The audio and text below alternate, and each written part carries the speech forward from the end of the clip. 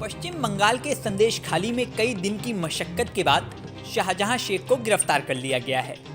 कई मामलों में आरोपी शाहजहां शेख गिरफ्तार बेशक कर लिया गया है, लेकिन अभी भी सवाल उठ रहा है कि क्या वाकई शाहजहां शेख को सजा दिलाने के लिए पश्चिम बंगाल पुलिस गंभीर है। ये सवाल इसलिए उठ रहा है क्योंकि शाहजहां शेख पर संदेश खाली की महिलाओं ने उनकी जमीनें कब्जाने का आरोप लगाया था।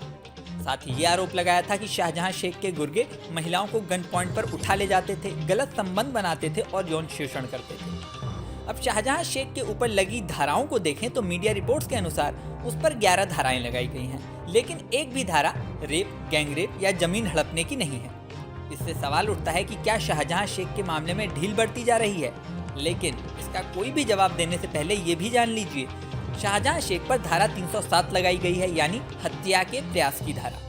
इस धारा के तहत अगर वो दोषी पाया गया तो 7 साल की जेल हो सकती है। वहीं धारा 370 भी लगाई गई है, यानी नाबालिगों की तस्करी और जबरन वेश्यावृत्ति कराना। इस धारा के तहत भी उसे 7 साल की जेल हो सकती है। इसके अलावा भी 9 धाराएं लगाई गई हैं। आपको बता दें कि शाहजहां शेख टीएमसी यानी तृणमूल कांग्रेस का नेता था। जिंदगी की शुरुआत में वो ईंट भट्टे पर काम करता था। शुरू में उसने अपने एरिया में गुंडागर्दी की, बाद में मजदूर यूनियन का नेता बन गया। धीरे धीरे नाम बढ़ा तो अपने मामा की मदद से साल 2004 में सीपीएम में शामिल हो गया। उसके मामा मुस्लिम शेख भी सीपीएम में ही थे। बंगाल में राजनीतिक बयार बदली तो साल 2011 में वह टीएमसी में आ गया। शाहजहां शेख का नाम राशन घोटाले में आया था।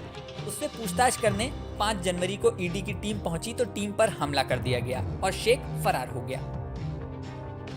फरवरी में संदेश खाली की महिलाओं ने शाहजहां शेख के खिलाफ प्रदर्शन शुरू किया और कई आरोप लगाए।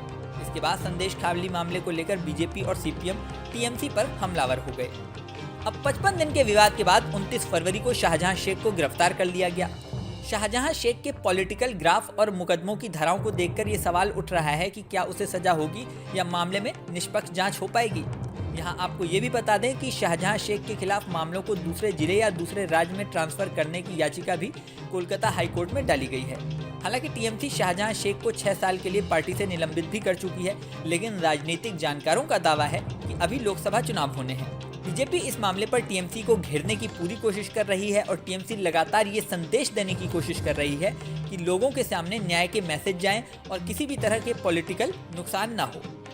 इन सबके बीच संदेश खाली की महिलाओं को न्याय कब मिलेगा, ये बड़ा सवाल बना हुआ है। इस वीडियो में फिलहाल इतना ही। जल्दी नया वीडियो लेकर आपके सामने फिर आएंगे। बने रहें न्यूज़ नेशन पर।